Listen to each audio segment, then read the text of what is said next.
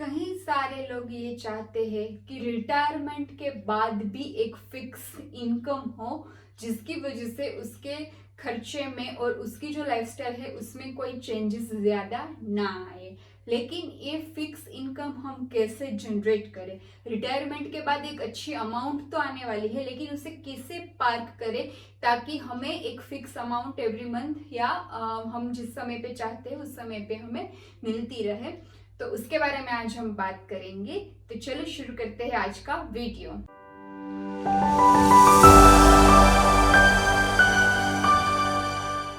नमस्ते दोस्तों, मैं हूँ जानकी धानकी चुड़ासमा और आज हम बात करेंगे रिटायरमेंट के बाद भी एक फिक्स इनकम को कैसे जनरेट करें।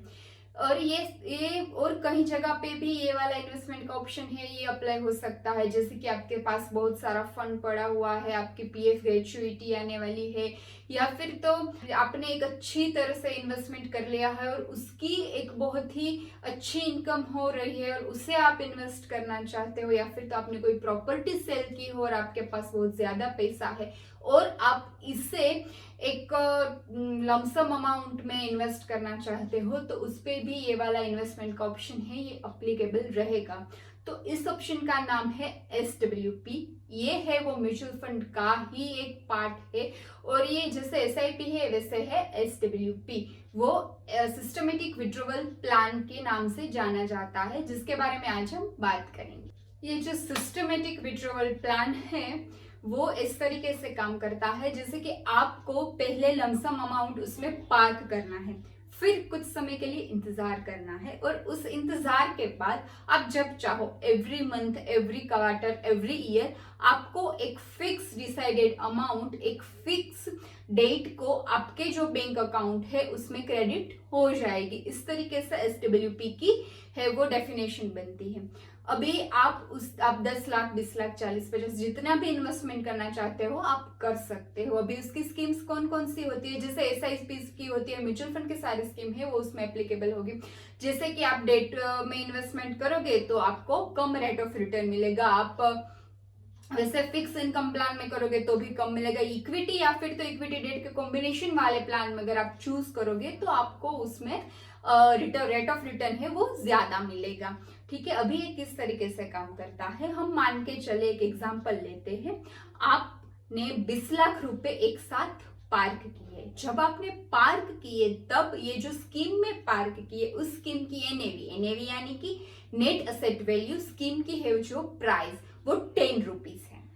तो 10 रुपीज में आपने 20 लाख पार्क किए यानी कि आपको 2 लाख यूनिट्स मिले।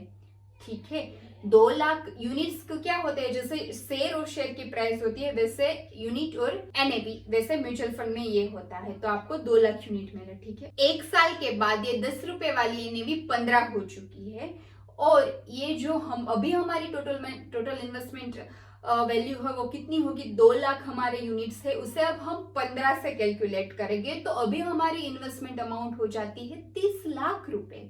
जी हाँ, अभी ये 30 लाख में से एवरी मंथ फिक्स मान के चलो हमने 10,000 पैसे हर महीने विड्रॉ करने का सोचा था, एक साल के बाद रखा था। तो 30 लाख में से 10,000 एवरी मंथ आपको मिलता रहेगा। ठीक है, अभी धीमे धीमे 5-6 साल के बाद ये 10 में से 15, 15 में से 100 हो जाती है एनएवी। अब ये 10,000 आपको कैसे मिलेंगे? 30 लाख में से सीधे 10,000 कट होके नहीं आ जाएंगे, आपको 10,000 की अमाउंट जितने यूनिट सेल करने पड़ेंगे, जो कि आपके जो म्यूचुअल फंड कंपनियां होती है वो ही करती है। ठीक है, तो अभी जब 15 रुपए प्राइस था यूनिट का तब आपको 10,000 रुपए विड्रॉवल करने के लिए 667 यूनिट सेल करने पड़ते थे। वैसे ही धीरे धीरे मार्केट में उतार चढ़ाव आने लगा, आपने इक्विटी स्कीम में पार्क किया है तो 5-6 साल के बाद ये एनएवी है वो 100 हो जाती है।